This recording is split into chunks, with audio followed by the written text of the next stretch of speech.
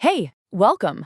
You ever get that feeling that there's got to be more to life than what you're doing? That life could be a lot fuller, maybe more exciting, just bigger? Today, we're going to jump right into that idea. No, really, just stop and think about that for a second. What if you could have more joy or a bigger purpose, even more adventure? What would that actually look like for you? This isn't just some random daydream. It's a real question, and we're about to explore a source that offers a pretty incredible answer. So, the heart of all this, the big idea we're looking at today, it actually comes from a single, really powerful verse in the Bible.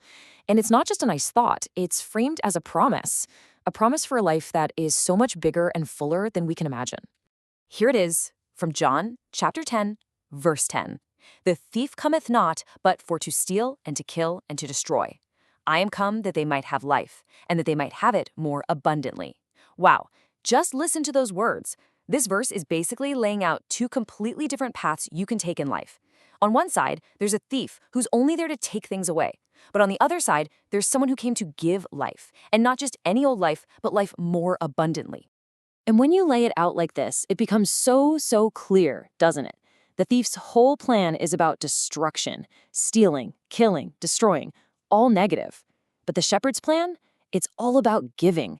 And that phrase, more abundantly, that means overflowing, packed full, way more than you could even ask for. These are two totally different goals, right? So, to really get this, we've got to figure out who, or maybe what, is this thief. And it might not be what you're thinking.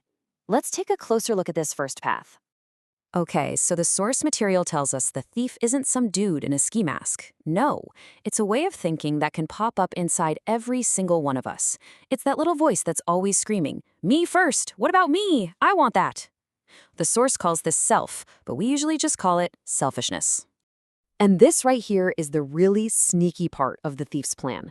See, when we let that me-first attitude take over, it feels like it's going to make us happy. But it actually does the exact opposite. It ends up stealing our joy and destroying our peace. It's a trick, and it always leaves us feeling kind of empty and alone.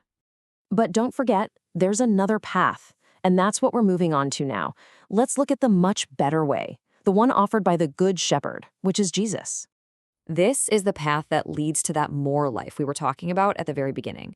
Instead of taking things away, the Good Shepherd is here specifically to give us a life that is full, totally packed, just overflowing with goodness. This is the promise of abundance we saw in that first verse. And to help us understand who he is, Jesus gives us these amazing pictures of himself. He says, "I am the light of the world," the one who shows you where to go when you're totally lost in the dark. He says, "I am the bread of life," the one who gives you strength when you feel empty and weak. And finally, "I am the way, the truth, and the life," the actual path to finding this real, true, abundant life. Okay, so we've got two clear paths. The thief's way, which is all me first, and the shepherd's way, which leads to an amazing life. The choice seems pretty obvious, right? But how do you actually choose it? How do you get on that better path? Now, the source uses a really big phrase for this. It says it requires entire self-renunciation.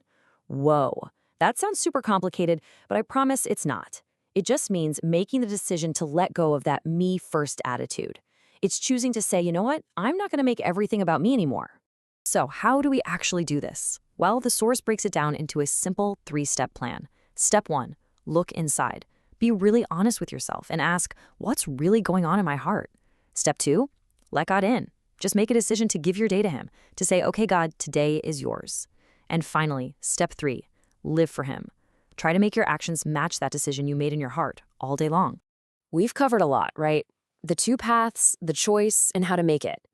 But now it all comes down to something really personal. A question that really only you can answer for yourself. Our source gives us this really cool image to think about. It talks about an altar of self-sacrifice.